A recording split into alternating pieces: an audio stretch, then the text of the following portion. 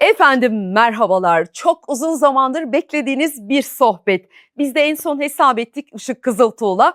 Bir sene önce yapmışız ama onunla yaptığımız yayınlar öyle zamansız ki hala her birini izliyorsunuz. Sizlere teşekkür ederek başlayalım. Sonra bir merhaba diyelim Işık Hanım'a. Işık Kızıltuğ bizimle. Hoş geldiniz Işık Hanımcığım. Hoş bulduk sultanım diyeceğim. Ekranların sultanı. Çok yoğun bir çalışma dönemi içindeyim. Anca bitirdim. Şiira kitabını birkaç ay önce bitirdim ve tabii bir soluklanmak istedim.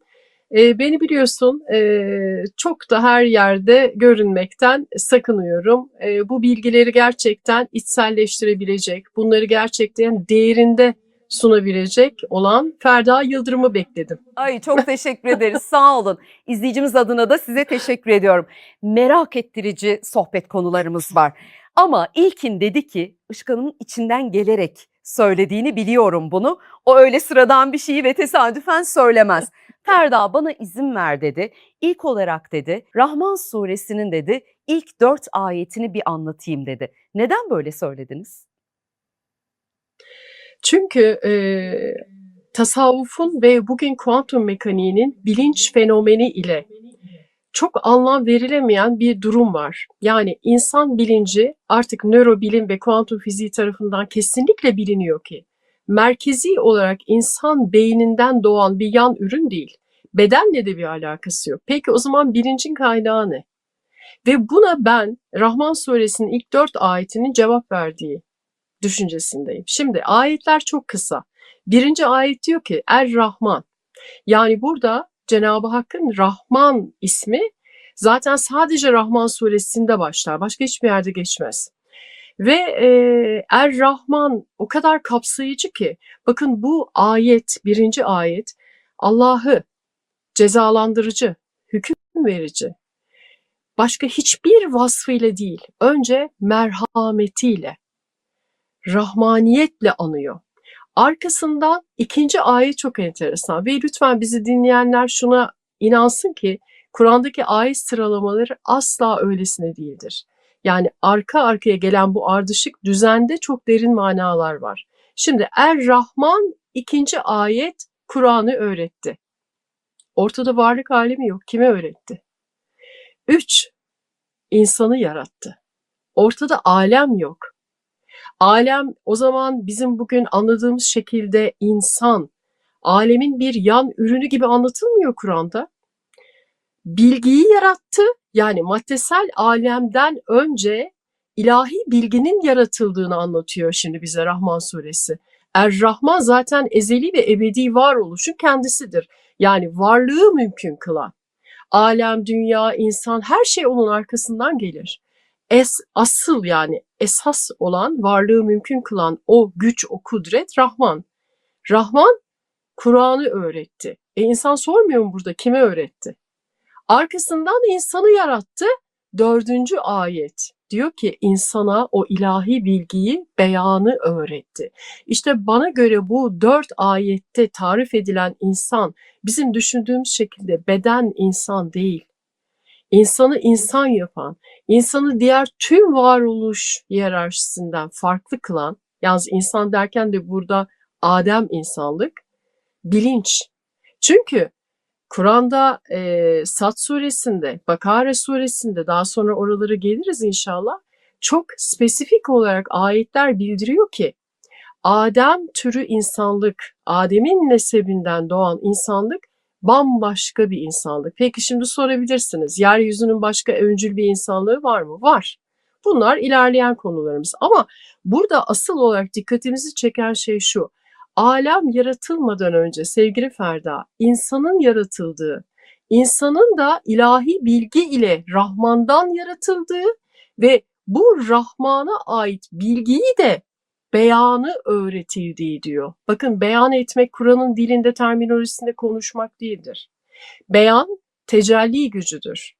Geliyoruz şimdi o zaman tasavvufa. Tasavvufta özellikle İbnül Arabi'nin kurmuş olduğu kozmolojiye göre alem insanın kendi şuurundan tecelli eden bir hakikattir, bir gölge hakikattir. Zaten İbnül Arabi gibi diğer tüm büyük Yani tasavvufa isim veren, isimlerini andığımız o bütün büyük veliler alemin Adem'den doğduğunu söylemiyor mu? Rahman suresinin bu ilk 4 ayeti çok sarsıcı değil mi? Alem, yani bizim bugün modern bilimde anladığımız gibi insan, insanı insan yapan insan bilinci, insan ruhu alemin bir yan ürünü, bir sonucu olarak anlatılmıyor. Tam tersi anlatılıyor. Ben bu ayetleri ilk çözümlediğimde çok değerli bir hekim hocam, e, Doktor Neslihan Kahraman'a şöyle yazmıştım. Hocam biz insan hakkında hiçbir şey bilmiyoruz. Işık Hanımcığım, çok merak ediyorum. Bunu ben de yıllar önce bir ilahiyatçıyla konuşmuştum. Şimdi demişti ki Ferda bir düşün. Hafıza nerede? Nereden geliyor o bilgi insana? O hatırlama nereden geliyor? Daha da üste çıkaralım. Soruyorum çok açık ve net. Bilinç gerçekten beynimizin içinde mi? Hiçbir şekilde değil. Bugün yani hem kuantum mekaniği, fiziği hem de nörobilim. Bakın bu konuda çok değerli bir kaynak ismi vermek isteyebilirim. Yani çok değerli. Mark Solms'un Gizli Kaynak isimli bir çalışması var. Dünyanın çok sayılı nörobilimcilerinden. Ve Gizli Kaynak diye kitabına isim vermesinin de temel nedeni bu zaten. Çünkü şu bağlantıyı buluyor. Freud'dan kalan, işte beynin içinde bir merkez olduğu, o merkezin düşünce ürettiği, ötekinin bilinçaltı olduğu gibi bir varsayımın kesinlikle geçerli olmadığını, bilincin zaten beden dışı bir varoluş olduğunu, buna mesela Carl Gustav Jung kolektif bilinç diyor. Bütün insanlığın topyekün bağlı olduğu bir kolektif bilinç dışı alanından bahsediliyor. Ve bunun insan bedeniyle hiçbir alakası olmadığını da Marx Holmes şöyle ispatlıyor.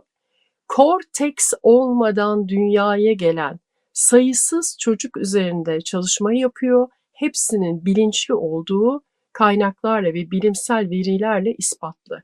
O zaman demek ki bilincin tezahürü için insanda beyne de gerek yok. Şimdi mesela bu konuyu Eric Kandel, çok önemli, o da bir nörobilim profesörüdür, ödül aldı.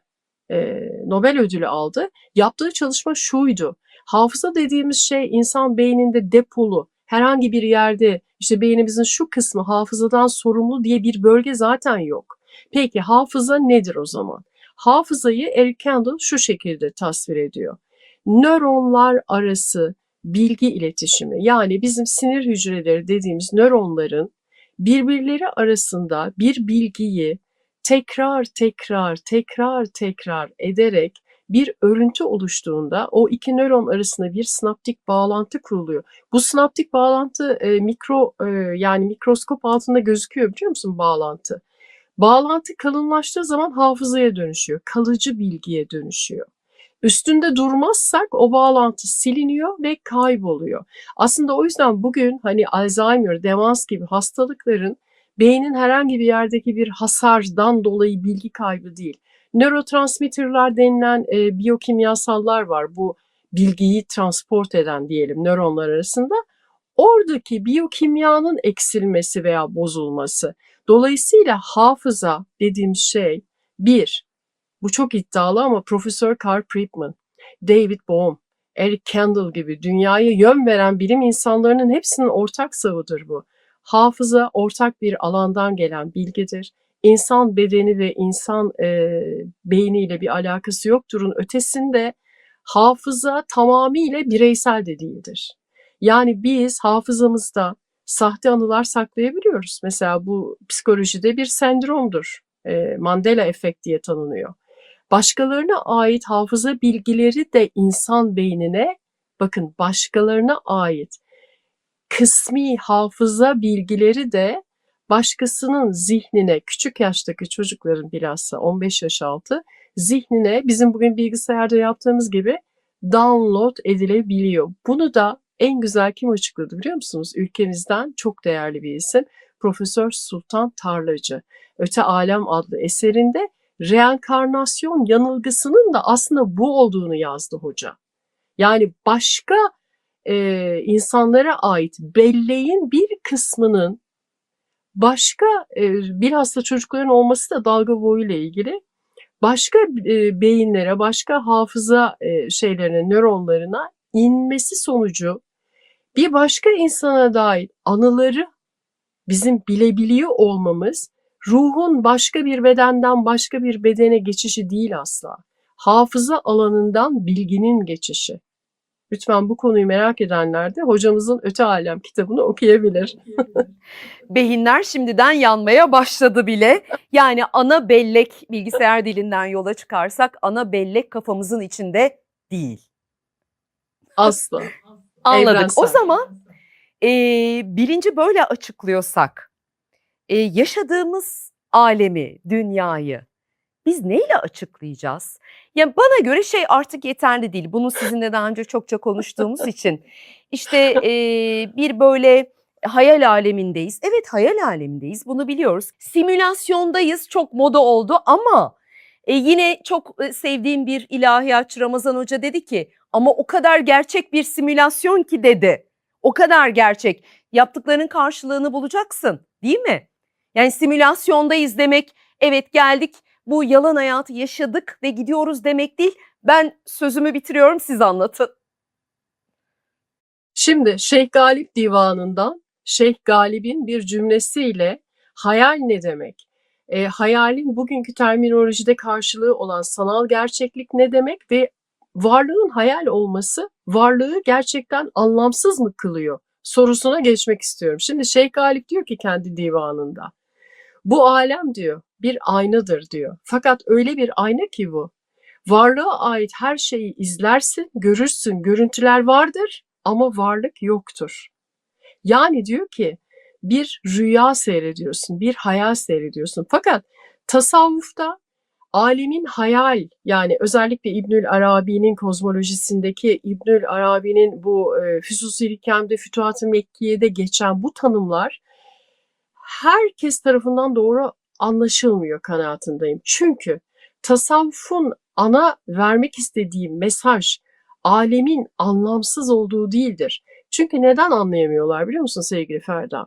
Şimdi kuantum mekaniğinde gözlemci dalga fonksiyonuna eğer müdahil olmazsa, değil mi, varlık biliyoruz ki hayali dalga fonksiyonları şeklinde bir forma bürünmemiş. Ama bu yokluk demek değildir. İşte tasavvufta da yokluk hayal demek değildir. Hayal ne demektir biliyor musunuz? Hayal, insan bilinci ile surete bürünecek olasılık potansiyelidir.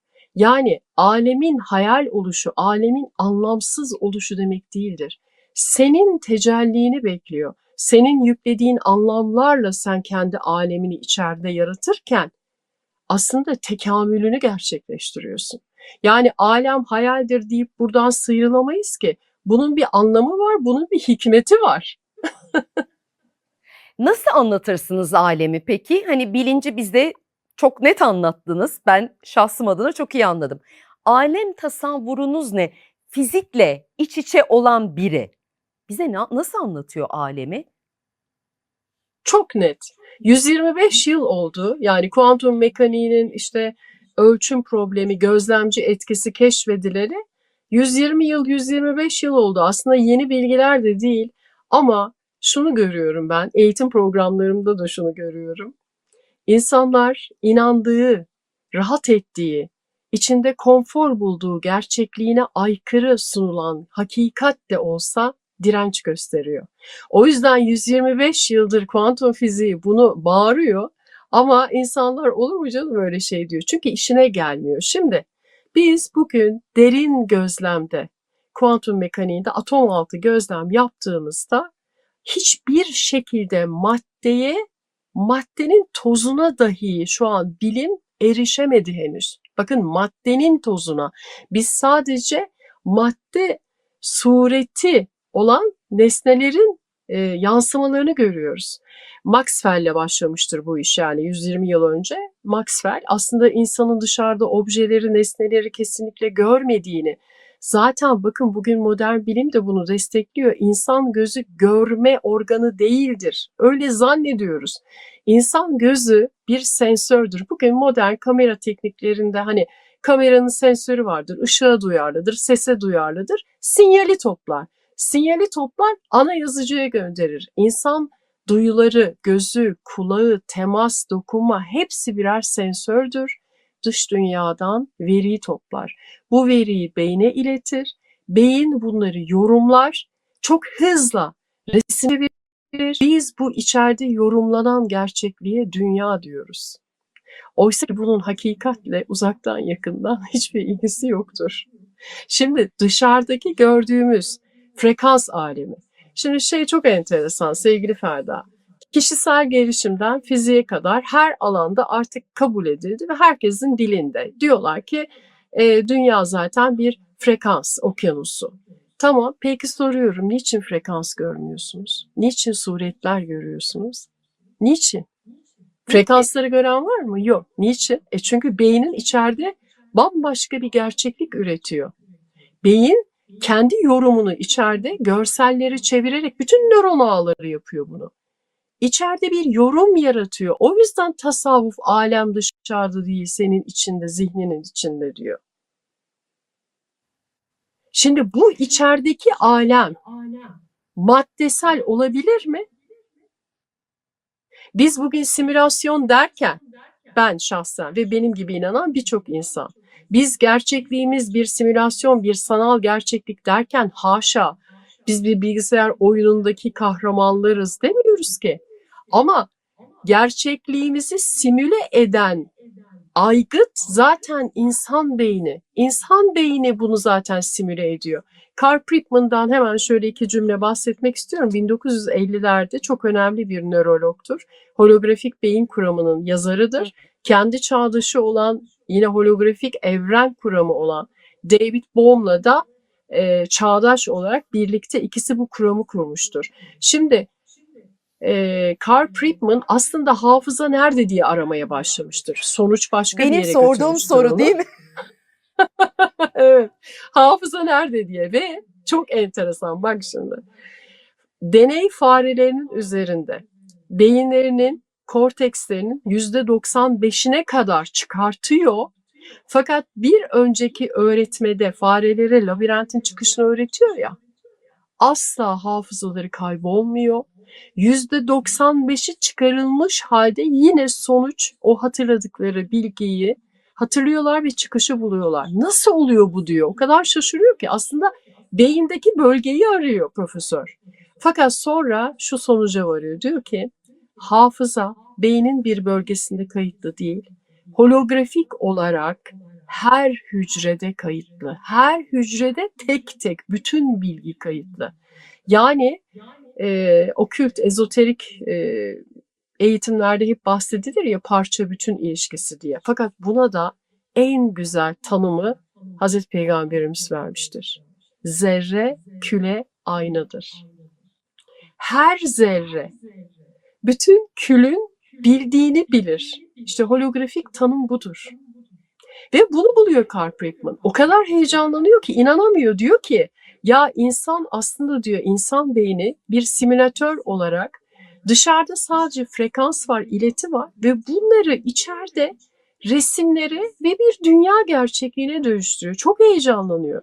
Bulduğu şeye inanamıyor. Kendi çağdaşı olan büyük fizikçi, Albert Einstein'ı yetiştirdiği en önemli deha David Bohm'a ulaşıyor. Diyor ki David Bohm'a böyle bir şeyler buldum. İnsan beyni diyor aslında dışarıda nesnel olmayan gerçekliği kendi içinde nesnelmiş gibi gösteriyor bize. Ne dersin diyor. O da diyor ki o da bir şey mi diyor. Bütün evren holografik. Yani bunu elimizi yükseltirsek aslında hiçbir şey yok gibi de algılayabilir Var. miyiz? Bak. Ama şimdi, yok. Ya güzel bir yere geldik. Şimdi yokluğu tasavvuf ne anlamda yokluk diyor, varlığa ne anlamda? Şimdi tasavvuf diyor ki alemin hayal oluşu aslında şu manaya gelir. O yüzden ayna metaforuyla anlatıyorlar. Şimdi siz bir aynaya baktığınızda aynada kendinizi görürsünüz. Öyle mi? Evet. Kendinizi görmezsiniz aslında. Kendinize ait bir yansımayı görürsünüz. Yansıma görürsün. O sen değilsin. Kim? yansıma. Anlamaya O çalışıyorum. bir gölge. O bir yansıma. Şöyle anlatayım. Şimdi senin bir beden bütünlüğün var. 3 boyutlu bir varlığın var. Aynaya baktığında gördüğün şey aynı fiziksel hacme sahip mi? Veya o en boy, yükseklik hacim sahip? Yani ben tanımladığım bütün vasıflar aynadaki görünen ışık mı? Hayır, değil. Önümü görüyorum, arkamı görmüyorum. Önümü görüyorum, yanımı görmüyorum. Dolayısıyla aynada görülen şey hakikatin sınırlı bir yansımasıdır. O yüzden tasavvuf bu alemi bir yansıma, gölge olarak tasavvur ediyor ve diyorlar ki bu alem hayal, çünkü hayal demek kendi başına müstakil bir varlığı olmayan demektir. Onu da şöyle bağlar tasavvuf: Allah'ın isim ve sıfatlarından her an tecelli eden bir görünüş dünyasıdır alem. Bu zaten İbnül Arabi'nin kozmolojisinde aynen bu şekilde yazar. Şimdi gölge, hayal aslında yokluk demek değildir. Gölge veya hayal asıl varlığın temsilidir.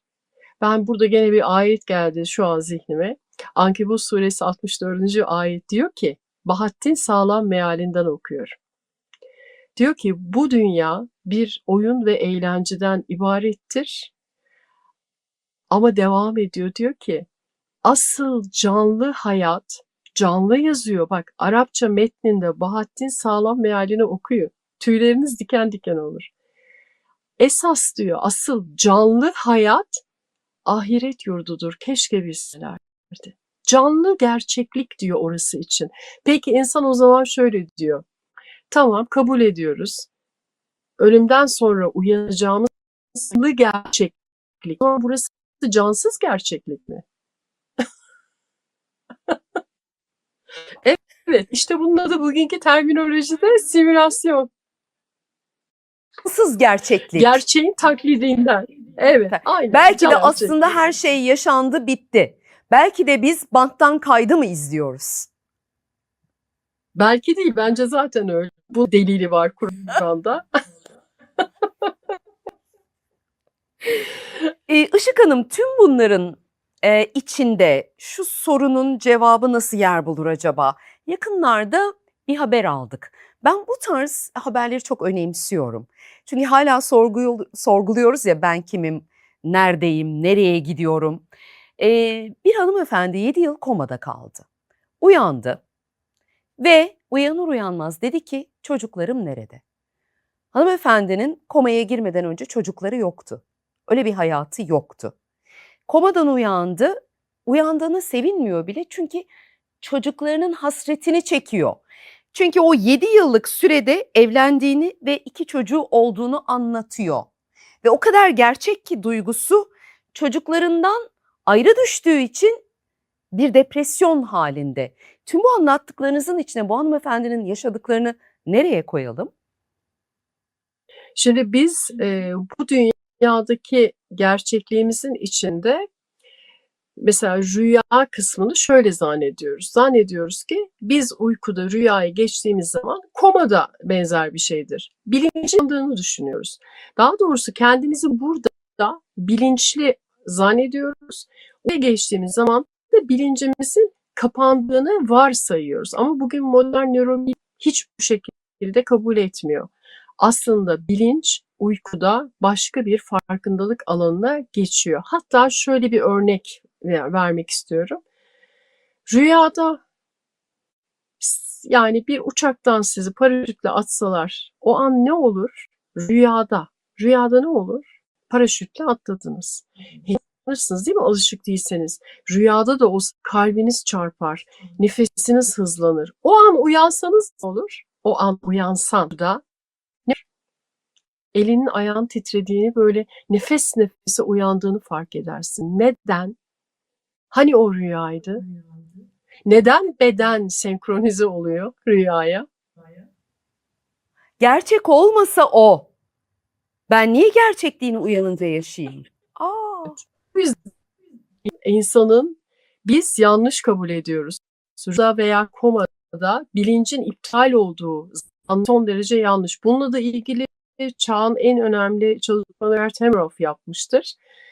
Bir anestezi uzmanıdır çünkü. Hasta diyor, örneğin atıyorum bir kalp krizi geçirdi diyor ve kalp kriziyle birlikte ölüme yakın gerçeklik veya ölüm diyor gerçekleşti. Fakat diyor biz bir şekilde onu işte kalp ile falan geldiğinde, geri döndürdüğümüzde diyor bilinç tekrar nasıl geliyor diyor o bedene. Anestezi uzmanı hekim ve çok önemli bir fizikçi Roger Penrose'la birlikte ortak bir kuram geliştiriyor. Orch-Or. Orch-Or kuramı uzun yıllar sadece bir teorik kuram gibi kabul edildi ama birkaç ay önce tamamen artık ispatlandı. Şimdi bu kuramda kısaca şunu anlatıyorlar.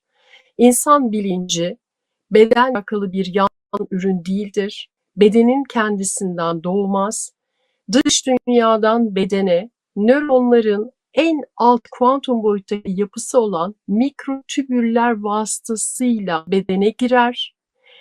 Eğer hasta ölüme yakın bir deneyim geçirirse bu bilinç yine mikrotübüllerden geri çıkar. Ama biz hastayı geri çevirebilirsek bu bilinç geri geldiğine göre bu bilincin insan bedeniyle bir bağlantısı sadece aslında bir merkez olarak kullanıyor. Kaynağı insan değil, insan bedeni değil. Merkezi insan bedeni değil.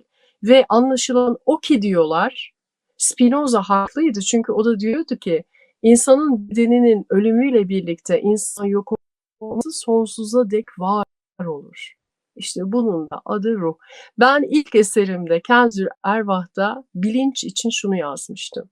Bilinç ruhumuzun hakikatidir. Ruha aittir. O yüzden ezeli ebedi.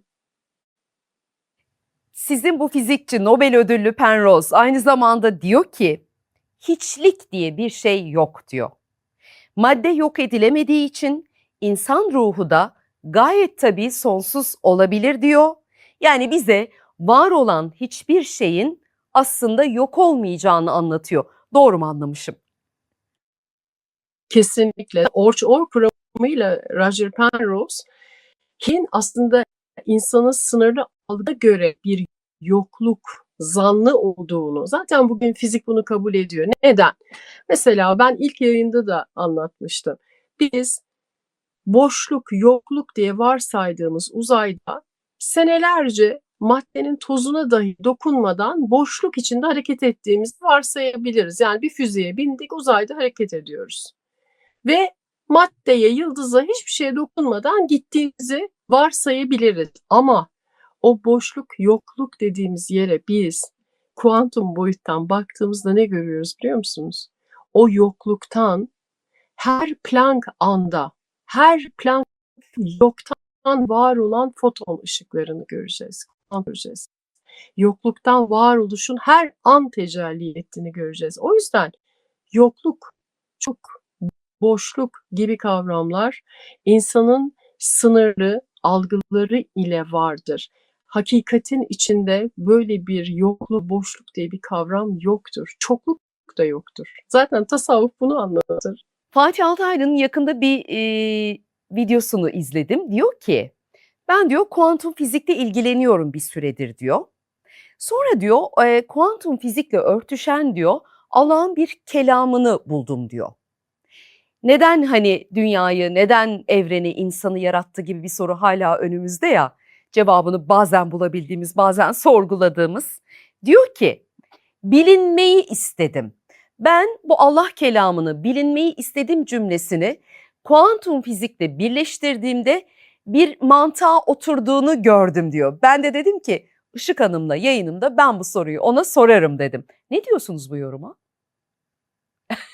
Gösteriyor. Şira kitabının son paragrafı. Bugün kuantum fiziğinde şunu biliyoruz. Madde insan gözüne ait bir yanılsama.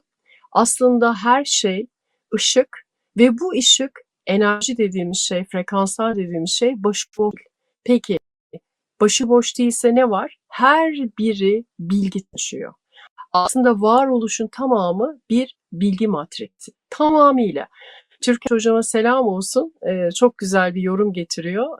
Fizikçi olmamasına rağmen kuantum mekaniğine o da gönül vermiş ve diyor ki evren ve yaşam, yani biyolojik yaşamda bilgi işleyen sistemlerdir. Ben de şimdi bununla ilgili Şira kitabımın son paragrafı olursa okumak istiyorum. Lütfen. Diyorum ki madde fanidir, çözülür. Bilgi baki kalandır ve belki de gerçek yaratılış bilinmek için yazılmış bir bilgi sistemidir. Belki de evren dediğimiz bu sonsuz sahne kendini okutmak için yazılmış bir büyük kitap. İlahi bir noktalar gibi belki de varlık bu senfoniye şahitlik ile tam olur. Ben şahidim. Onun için ölürken şehadet getiriyor. Olabilir miyiz? Olabiliriz tabii. Bizler ilk ve yegane yaratılmış tek insan topluluğu muyuz Işık Hanımcığım? Ah sevgili Ferda'cığım, ya bu konuda maalesef o kadar kirli bilgi var ki. Biraz tercüme hataları, biraz İsrailiyattan çok fazlaca böyle yanlış bilginin gelmesi. Tabii Kur'an'ı baştan sona okumak, çalışmak zor bir şey, çok kolay bir şey değil. Kelimeler yabancı.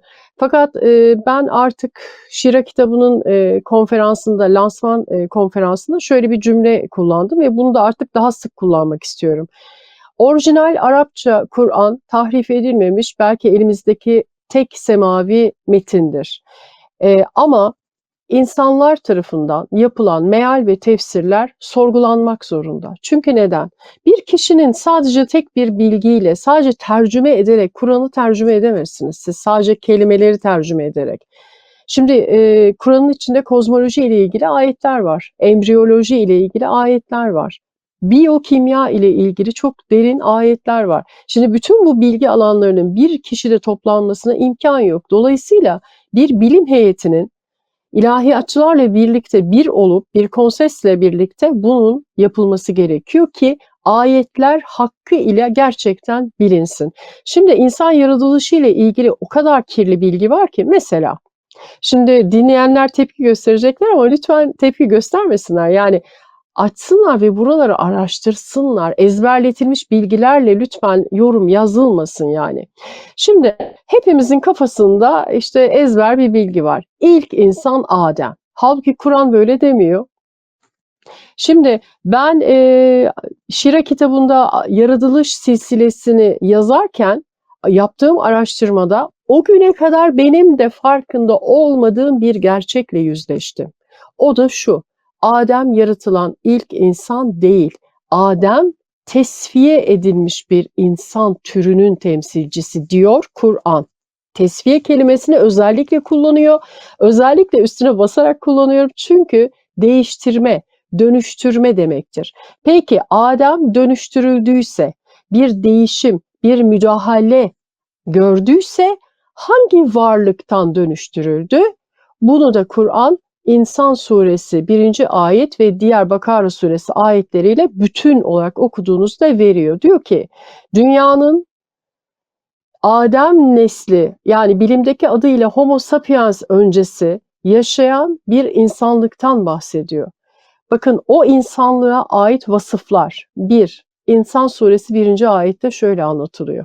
Çok şaşıracaksınız. O insan cinsi değil mi ki diyor ayet. Dehrden bir zaman, yani uzun devirler boyunca yeryüzünde yaşıyordu da adı dahi anılmaya layık değil, itibar sahibi olmayan bir insan türü diye tarif ediyor. Kur'an tarif ediyor bunu. Yani Adem'den önceki yeryüzünün öncül insanlığını adı bile anılmaya layık olmayan, çok hayret değil mi? Ve itibar sahibi olmayan bir insan türü diye. Burada tabii şunu hemen belirtmek istiyorum. Burada bir evrimsel süreç anlatılıyor gibi anlaşılabilir ama burada Adem insanın başka bir varlık türünden, haşa maymundan, ondan bundan falan türediği gibi bir şey anlatılmıyor. Bir insan cinsinden bir tesviye geçirdiğini, bu kelimeyi Kur'an kullanıyor. Tesviyenin sonucunda Adem'in ortaya çıkartıldığını anlatıyor. Şimdi peki bu beşer, yani İnsan suresi 1. ayetinde Kur'an'ın diliyle adı dahi anılmaya layık olmayan bu insanlığı biz Bakara suresinde nasıl görüyoruz? Hani meleklerin bir şaşkınlığı var ya sevgili Ferda. Aa, o beşerden mi? O kan dökücü. Evet, işte aslında bu soru sırrı veriyor. Çünkü diyor ki mevcut beşer içinden diyor ben tesviye ettiğimde ona işte esmalar ve ruhtan bahşettiğimde secde edeceksin. Melekler büyük bir şaşkınlık geçiriyor. Diyorlar ki yeryüzünde bozgunculuk yapan, kan döken beşerden mi halife atayacaksın? Yani Adem'den önceki yeryüzünün öncül insanlığı kan dökücü, bozguncu, adı dahi anılmaya layık olmayan bir insan cinsi olarak Kur'an tarafından bize anlatılıyor. Bunlarla artık yüzleşmek zorundayız. Peki Adem nasıl ortaya çıkıyor? Şimdi Adem'in yaratıldı diye hiçbir ayet yoktur. Bakın çok karşı ataklar alacağımı bile bile bu cümleyi söylüyorum. Üzerinde o kadar araştırmalar yaptım ki bütün ayet çalışmaları, orijinal Arapçalarıyla, her şeyiyle, bakın burada Adem için sıfırdan yani yoktan var edilmiş insan modeli olarak anlatılmaz Kur'an'da, mevcut beşerden tesfiye edilen insan cinsi diyor. Ve Kur'an'ın başka neyini inceledim? Kur'an beşerden o diye bahsediyor. O. Sadece Adem insanlığını muhatap oluyor. Çünkü neden biliyor musunuz? Adem'le beşer arasındaki temel farkın şu olduğunu buldum. Adem vahiy ile muhatap olan insan türü. Çok müthiş bir şey bu. Vahiy ile muhatap olabilecek bilince sahip. Yani bu bizim bilinç dediğimiz kavram aslında Adem nesli insanlığa bahşedilmiş bir ilahi ikram. Bu sonuç çıkıyor bu Müthiş. söylediklerinizden. Evet, evet. Adem'den önce doğru anlamış mıyım? Eğer yanlışım varsa siz düzeltin. Şu an izleyenlerin de beyinleri yandığı için onların kafasının içinden soruyorum. Yani biz tesviye edilmiş, değiştirilmiş Adem türüyüz. Biz şu anki insanlık. Beşerden tesviye edilmiş. Beşerden tesviye edilmiş. Ama bizden önce de insan vardı, doğru mu? Doğru ama işte beşer, Adem türü değil. Beşer. Şimdi Adem diye andığımız sanki bir kişiyi anlatıyormuşuz gibi anlaşılıyor ya. Bu çok büyük bir hata. Kur'an bütün ayetlerinde Adem prototipi üzerinden bir insan cinsini anlatıyor. Beşer üzerinden de bir insan cinsini, yani bizim bugün bilimde adına Homo erectus, Homo sapiens dediğimiz insanlığın öncül atası, yeryüzü atası beşer. Fakat Adem vahiy ile muhatap olabilecek bilinç ve ruh sahibi insan. Ve dolayısıyla burada geçen tesviye, yani Adem'in dönüşümü ile birlikte yeni bir insanlık yaratılıyor aslında. Dolayısıyla Adem bir kişinin değil, bir insan türünün sembolik adıdır. Hepimiz Adem'iz. Peki bu kritik bir soru. Bizim şu anki medeniyetimize bakalım. Bir sürü eşiklerden geçtik. İşte 2026'dayız. Daha nereye gideceğiz? Nasıl bir eşiğe geçeceğiz? Bilmiyoruz. Bunlar üstüne de sonra ayrıca bir program yapabiliriz. Evet, ama bizim medeniyetimiz gibi medeniyetler de oluştu mu? Onların da Olmaz. alemleri var mıydı? Tabii ki. Bak sevgili Ferda, çok güzel bir yere dokundun. Kur'an diyor ki size diyor ders olmuyor mu diyor. Sizden önce nice insanlıkları yok ettik diyor. İnsanlıkları. Yani şimdi aşağı yukarı daha önce de bir program yapmıştık. Eski kadim öğretilerden, mitolojilerden, elde ettiğimiz bilgilere göre bizler muhtemelen 6. insanlığız. Bizden önce büyük 5 insan medeniyeti yeryüzünden uygarlığıyla birlikte olduğu gibi sıfırlanmış. Biz son sıfırlamayı biliyoruz. Yani yeryüzünün son resetini biliyoruz. Nedir o? Büyük tufan. Büyük tufanla birlikte bizden önceki insanlık yeryüzünden olduğu gibi silinmiş. Neden öncesini bilmiyoruz? Çünkü Kur'an öncesini kesinlikle anlatmıyor. Kronolojik olarak Kur'an büyük tufandan sonraki tarihi kıyamete kadar anlatır. Öncesi ahittedir. Eski ahit, yeni ahittedir. Tevrat'tadır öncesi. Nuh tufanına giden süreçler orada anlatılır. Ama açık olan şu ki sayısız insanlık yaratılmış, sayısız insanlık sonlandırılmış. Bununla da artık barışmak zorundayız. Çünkü bugün zaten işte Göbekli Tepe, Karahan Tepe, bunlar benim çok sevgili tarihçi bir dostum var. Selam olsun. Neslihan Şahin hocam. Tarih, İstanbul Üniversitesi Arkeoloji, Mitoloji ve hep şunu söylüyor. Yani bunlar daha işin kabuğu. Bu işte 12 bin yıl öncesine tarihlendi. Yok 15 bin yıl öncesine tarihlendi. Size bir şey söyleyeyim mi? Eğer mitolojileri de baz alırsak insanlık milyon yıldır yeryüzünde. Milyon yıldır yeryüzünde nice insanlıklar geldi ve geçti. Biz hadislerin ve Kur'an'ın mesajı üzerine anladığımız kadarıyla son insanlığız. Ama ilk Evet, tamam, insanlık onu değiliz. merak ediyordum. Yani bizim için de reset olduğunda diyelim, büyük sıfırlama geldiğinde ve bizim medeniyetimiz de yok olduğunda bizden sonra yeni bir insanlık medeniyeti gelmeyecek mi? Böyle hadisler var, böyle bilgiler çıkıyor. Neden? Bununla ilgili biliyorsunuz Hazreti Peygamberimize böyle bir bilginin geldiği ve ben ahir insanlığın peygamberiyim diye beyan ettiği biliniyor. Ahir insanlık yani son insanlık. Hatta helaklarla ilgili de bir hadis okumuştum. Şöyle diyor, hani ümmetim bir daha helak edilmeyeceğine dair ben işte söz aldım gibi. Fakat aslında bunun manası da şu: evet, insanlığa bir daha bir helak gelmeyecek ama insanlığın bir sonraki reseti kıyamet. Bu şekilde. Tam Daha son final. daha önce gelip geçen medeniyetler insanlıkta yani bizimle aynı mıydı? Aynı yaratılış mı? Aynı görüntü mü? Bunlarla Ben ilgili bir bilgiye sahip miyiz? var, çalışmam var, var.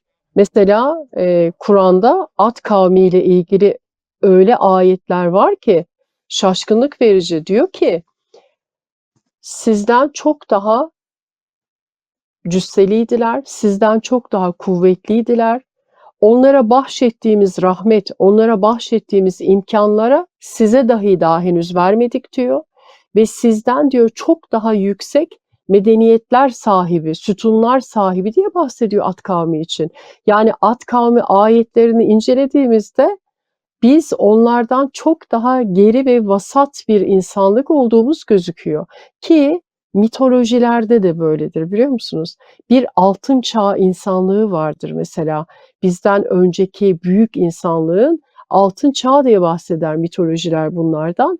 Ve o günkü insanların, o yaşayan insanların sahip olduğu hem bedensel hem imkan hem kurdukları medeniyetin kesinlikle bizden çok daha üstün olduğu bütün bilgileriyle aslında ortada. Ama insanlık, dedim ya hani ilk programı açarken, hep ego merkezli, yaşadığı ve anlamlandırdığı dünyada rahat ediyor ya, konforunu bozmak istemiyor. Bozmak istemediği için çok buralara bulaşmak, çok da bunları bilmek istemiyor aslında. Kendi kurguladığı gerçeklikle rahat çünkü. Işık Hanımcığım, peki biz yol katede o medeniyetlerin eriştiği, daha gelişmiş teknolojilerin falan olduğu medeniyetlerin de olabileceği söyleniyor ya. Biz o seviyeye mi geleceğiz? Çünkü düşünüyorum, bunu çok sorguluyorum, ya da olurumuz bu mudur, bu kadar mıdır? Şimdi olurumuz bu değil. Bu da yine Şira kitabımda bir çalışmaydı. Kardashev skalası diye medeniyetler skalası var. Çok önemli, bilim insanları hazırladı bu skalayı. Üç tip medeniyetten bahsediyor. Şimdi izleyenler çok gülecekler ama yani dünyanın çok saygın bilim insanların enerji tüketimiyle ilgili bilimsel verilerle hazırlanmış bir skaladır bu. Ve içinde bulunduğumuz medeniyetin, mesela Michikako'nun hesaplamalarına göre birinci tip uygarlık düzeyine gelmesine hala yaklaşık 100-150 yıl var. Daha biz birinci medeniyet skalasında değiliz. Düşün, ikisi üçü var bunun. Bunun ikisi üçü var ve tamamen enerji kullanımı ile alakalı. Mesela Kardashev skalasında ikinci tip medeniyette artık insanlık Güneşten her saniye gelen sonsuz denilebilecek kadar kuvvetli füzyon enerjisini kullanacak. İşte füzyon enerjisini kullanmaya başladığımızda ki mümkün olacak, bunun teorik hesaplamaları yapıldı. Bu enerjiyi kullanabilecek yapılar olan Dyson küreleri hesaplandı. Bunları yaptığımız zaman işte galaktik bir medeniyet, yani sonsuz bir enerjiyle birlikte artık başka galaksilere, başka yıldızlara, gezegenlere geçebileceğiz. Mesela kendi asteroid kuşağımızda tamamen altın dolu, bilmem işte ihtiyacımız olan madenlerle dolu küçük küçük asteroidler var. Asteroid mühendisliği diye bir şey var, bir kavram var. Yani gelişecek medeniyet içinde öngörülecek bunlar. Peki ben bunun mümkün olacağına inanıyor muyum? Ötesine inanıyorum. Neden? Bir ayet var. Câsiye suresi 13. ayet. Diyor ki insanlığa, insanlığın büyük ufkunu genişletiyor aslında ayet. İçinde yaşam olan tüm arzları hükmedesiniz diye sizin emrinize muhassar kıldık. İnsan bir düşünmeli ya. Bu bir ayet ve insanlığın geleceğini anlatıyor. Yani gelecekte yaşam olan diğer gezegenlere insanlığın sıçrayabileceği ve buralarda hüküm kurup uygarlıklar dahi kurabileceğini anlatan ayetler var. Niye kendi ufkumuzu bu kadar daraltıyoruz ki? Ben Kenzül Ervah'ta bitirirken finalde şöyle bir cümle kurmuştum. Allah'ın bize layık gördüğünü biz kendimize layık görmüyoruz. Bir taraftan da şu kafamı kurcalıyor. Nereye gider bu iş bilmiyorum ama var olan durum üzerinden yorum yaparsak. Bu kadar biricik yegane yaratılmış, işte meleklerin secde ederken sorguladığı bir varlık ama secde edeceksiniz deniliyor. Tek secde etmeyeni biliyoruz. Melekler günün sonunda evet secde ediyor. Bir taraftan en başa döneyim. Ne diyordu Allah'ın kelamında? Bilinmeyi istedim. Tamam, Allah'ımız da bilinmeyi istedi. Ama günümüz insanına baktığımızda zeka olarak, bilinç sıçraması olarak sanki daha ileriye gitmiyor da bir aptallık çağı yaşıyor gibiyiz. Şunlar aracılığıyla Işık Hanımcığım. Yani ben zeka seviyesinin ilerlemek yerine düştüğüne inananlardanım. Yanlışım varsa düzeltin. Biz bu hale gelmiş insanlıkla nasıl daha üst bir medeniyet seviyesine çıkacağız onu da merak ediyorum açıkçası. Ve diyorum ki O bilinmeyi istedim dedi. Yaradanımızın kelamı çok açık ama insanlığın haline baktığımda sorgulamaya giriyorum. Ama bir şey söyleyeyim işte sevgili. Yani çok acı belki bu ama çoğunluk zaten kaybedecek. Bu Kur'an'da açık olarak bildiriliyor. Ayet şeklinde Sebe suresi. Sebe suresinde diyor ki çoğunluk şeytana uydu. Finali anlatıyor. Ve çok azı diyor. Çok azı hakikati buldu ve kurtuluşa erenlerden. Yani doğru söylüyorsunuz.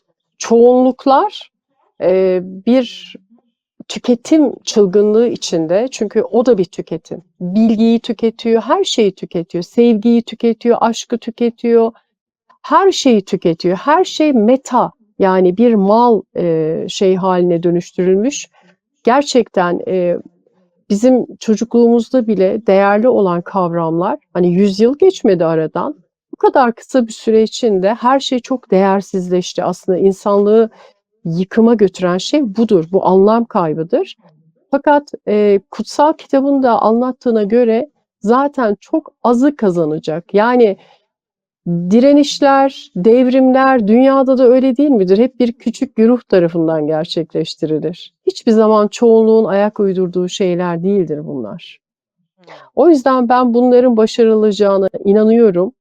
Bu çünkü bize sevgili yüce kitabımız Kur'an'ın müjdesi olarak insanlığa duyuruluyor.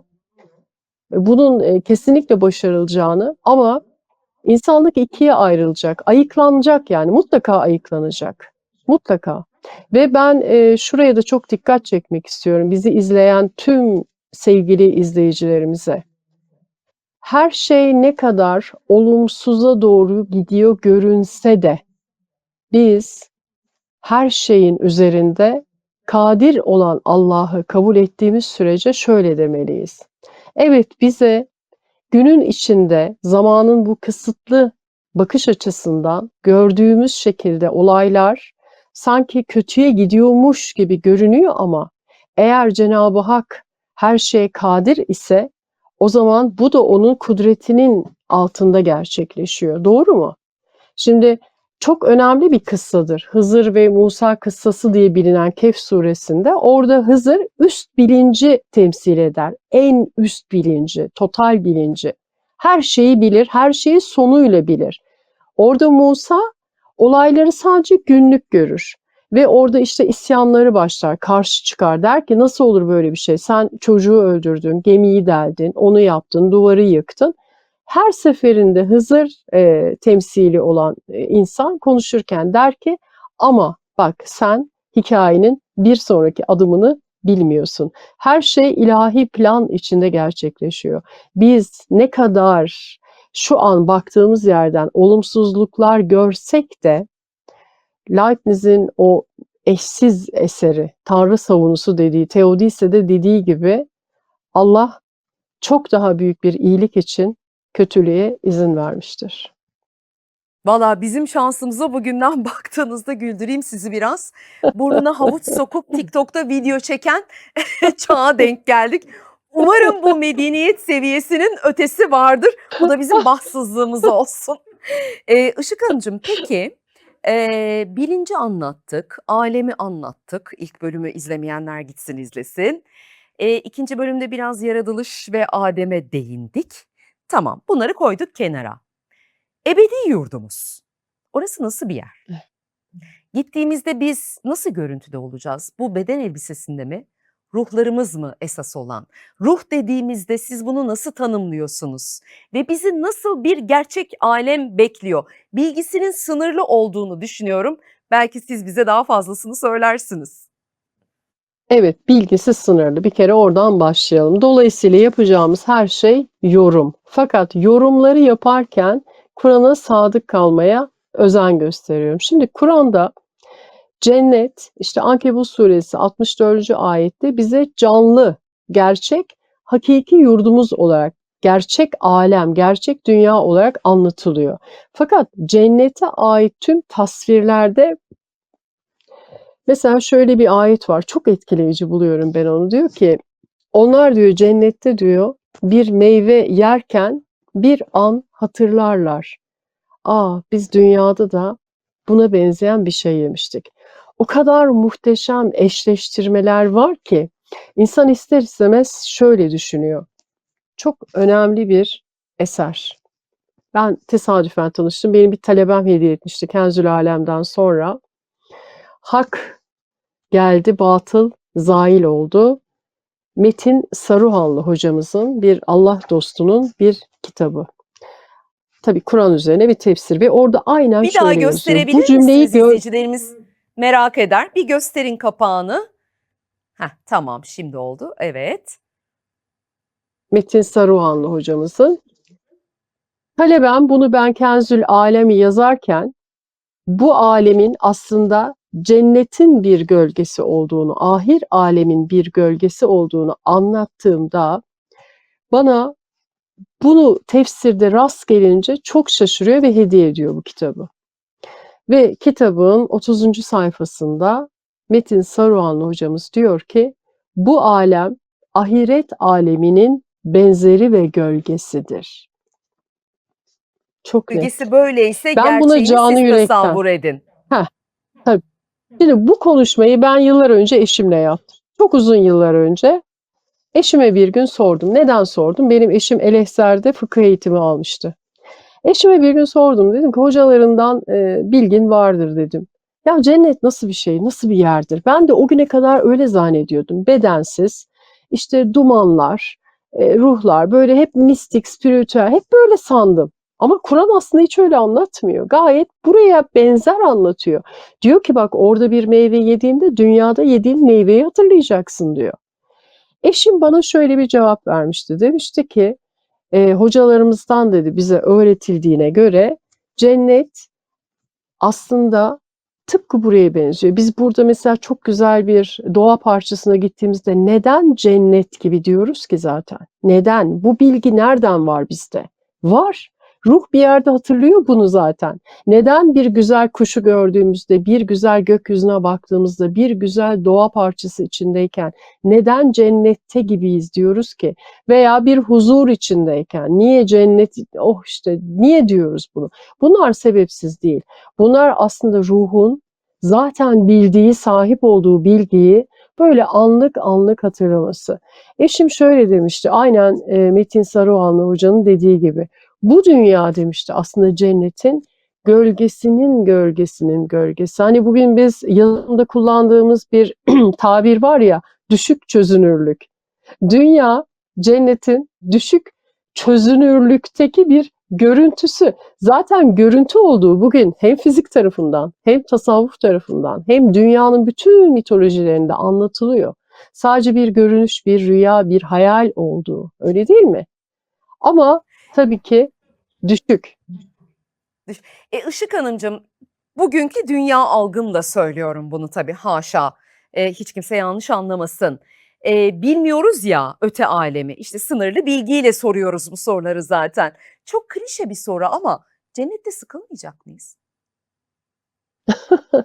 Sıkılmayacağız herhalde. Ayrıca cennete dair şöyle de bir yanlış var sevgili Ferda. Biz bunun üzerine çok araştırma yaptık. Hatta yayın yaptım bir dostumla. Cenneti yan gelip yatma gibi algılayan veya cenneti yan gelip yatıyoruz, böyle sadece egomuzla, nefsimize hizmet eden bir yer gibi anlatanlar, kısaca çok özür dileyerek yazıklar olsun diyorum. Çünkü Kur'an'da böyle bir anlatı yok. Ben cennette de bir hiyerarşinin olduğunu ayetlerden görüyorum. Orada da aslında asıl görevlerin devam ettiğini düşünüyorum. Cennet katları var, cennetin kademeleri var. Herkes cennetin aynı yerinde değil. Orada da görevler devam ediyor. Yani cenneti böyle yan geldik, yattık, ağzımızı açtık değil. Böyle bir anlatı Kur'an'da yok zaten. Yani bu anlatılar dolayısıyla ben de tabii ki yıllarca öyle zannettim. Dolayısıyla da hiçbir uğraş olmayan, haklı olarak da Allah Allah yani ne yapacağız ki o kadar boş durup diyeceğimiz bir soruya sürüklüyor bizi. Ama işte hikaye öyle değil ya. Öyle değil. Ben asıl görevin orada başladığını düşünüyorum. Bunu da Yunus Emre'nin şu sözüyle bu faslı diyelim kapatmak istiyorum. Diyor ya, cennetler sizin olsun. Yani cennetin bile aslında istenmesinin sebebinin ego merkezli olduğu, nefs merkezli olduğunu o kadar güzel anlatıyor ki cennetler sizin olsun diyor. Bana seni gerek seni. Yani çünkü Doğru. öyle bir öyle bir cennet tasviri yapılıyor ki cinsellik had safhada, her şey serbest. Ben bir yayın Allah yapmıştım korusun. sevgili Yani Ferda. gerçekten ya Yani korkunç bir bakış açısı. Cenneti bununla sınırlamak ve gittiğinde sana bunların verileceğini zannetmek gerçekten bilmiyorum da e, korkunç bir bakış açısı. Ve bir de şunu tabii korkunç. bilmiyoruz. Ne dedim? Dünya bilgimle ben bu soruyu soruyorum dedim. Dünya bilgimde sıkılmak diye bir eylem var ama cennette sıkılmak diye bir eylem var mı onu bilmiyorum. Dünyada zaman var. Cennette zaman var mı? Onu da bilmiyoruz tabii. Bilmediklerimiz üzerinden bu tezleri geliştiriyoruz esasında. Ya insan şunu görüyorum ben, cennet üzerine yapılan yanlış yorumlar o kadar nefsani yorumlar ki bunun üzerine de biz çok önemli bir çalışma yaptım ve çalışmanın başına da şöyle yazdım. Ya dünya hayatı bir imtihan. Dünya hayatında seni, bilincini, tekamülünü aşağıya çekecek bir şey. İşte şehvet. Seni cennette nasıl ödül olarak sana takdim edilebilir? Dünyada bile makbul değil. Neden makbul değil? İnsan egosu veya insan tekamül basamaklarında değil mi?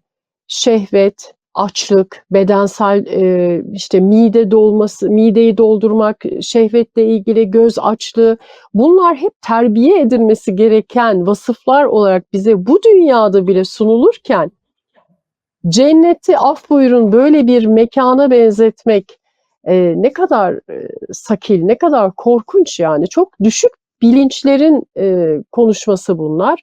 Cennet çok ulvi, mutlaka ki çok uhrevi ama ben dediğim gibi orada uğraşın, görevlerin ve sorumlulukların sona ereceğini asla düşünmüyorum. Son soru. Ruhumuz nerede Işık Hanım? Çok net ayet var. Çok net. O Rabbinizin emrindedir diyor. İşte ilk programı açarken Rahman, Er-Rahman diye başladı ya ayet. Rahman suresi 1. ayet. Er-Rahman bilgiyi öğretti. Kime öğretti? Alem yok, insan yok. Onlar sonra anlatılacak. Kime öğretti? Ruha öğretti.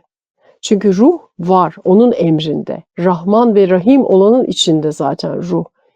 Kur'an'ı öğretti, ilmi öğretti. Ardından diyor 3. ayet insanı yarattı. 4. ayette de diyor ki insana o ilahi bilgiyi beyan etmeyi, tecelli etmeyi öğretti. Yani ruh ne orada ne burada. Bir de şu da çok yanlış. Bizler hep çoğunlukla ben görüyorum. Benim ruhum, senin ruhun, ötekinin ruhu gibi düşünüyoruz ya bu çok yanlış bir şey. Çünkü Kur'an bütünsel, tek ve yekpare bir ruhtan bahsediyor. Her insan o ruhtan yani o Allah'ın emrindeki ruhtan bir cüz taşıyor aslında. Hiçbirimizin tek başına bize ait bir ruhu yok. Aslında bu ne kadar ilahi değil mi? Allah'ın ruhundan cüz taşıyorsun. Ruh sana ait değil ki. Üfledim dediği. Evet. Ruhtan, min ruhi diyor. Ruhtan üfledim. Olağanüstü bir tasvir. Bu ayetleri olduğu gibi değil de böyle evire çevire aklımızın erdiği gibi dönüştürmek çok büyük hatalara sebep oluyor. İşte sonucunda herkes kendisine ait bireysel bir ruh sahibi olduğunu zannediyor. Ama Kur'an öyle demiyor ki. Ruhtan zaman- verdim diyor. Filminde de anlatıldığı gibi adıyla müsemma 21 gram hatırlarsınız. Öyle 21 Evet, gramlık evet. falan bir şey de değil. Şimdi neden olamaz? Onu da fizikle açıklayalım. Neden olamaz? Şimdi Kur'an diyor ki Allah ve Allah'a ait olan ruh ebedi ve ezeli. Ebedi ve ezeli olabilmesi için bir varlığın zaman ve mekandan münezzeh olması gerekiyor. Şimdi zaman ve mekanın oluşturduğu bir şey var. Adına madde diyoruz. İşte gram, kilo, ton neyse yani. Hani o ölçü birimleri var ya maddeye dair. Şimdi zamandan ve mekandan münezzeh olan bir varlığın bizim anladığımız şekilde, bizim bildiğimiz şekliyle maddesel bir yapısı zaten olamaz. Dolayısıyla ruhun gramajı falan olamaz tabii ki. Bunlar insan aklının sınırlarını aşan şeyler ama bu şekilde tabirler, bu şekilde tanımlar biraz sanki zarar vermek için. Ben çok da iyi niyetli görmüyorum yani bunları. Peki, çok teşekkür ederiz size. Sağ olun. Ben teşekkür Görüşebilmek ederim. dileğiyle diyoruz. İzleyicimize de İnşallah, hep olduğu inşallah, gibi inşallah. teşekkür ediyoruz. İnşallah. Bizimle oldukları için hoşça kalın.